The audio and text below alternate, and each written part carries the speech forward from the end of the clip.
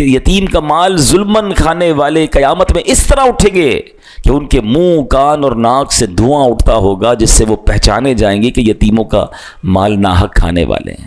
خاندان میں چیک کیجئے، مجھے جو سن رہے ہیں، اگر کسی رشتہ دار کے کسی بچے کا، خاندان کے کسی بچے کا، اس یتیم کا آپ پر حق باقی ہے، خدا کے واسطے پورا اچھے طریقے سے ادا کر دیں۔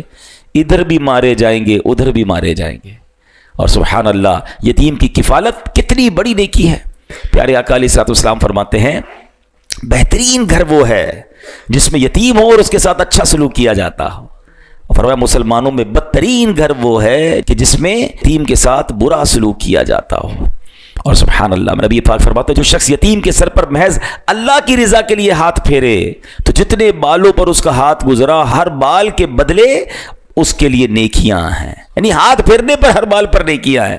اور فرمایا جو شخص یتیم لڑکی یا یتیم لڑکے پر احسان کرے، میں اور وہ جنت میں اس طرح ہوں گے، اپنی انگلیاں ملا کر فرمایا، یعنی آقا کے ساتھ جنت میں جانا ہے تو یتیموں کے ساتھ اچھا سلوک کرنا ہے، اور اللہ نہ کرے جہنم کی آگ کھانی ہے تو جو برا سلوک کر رہے ہیں وہ تیار ہو جائیں۔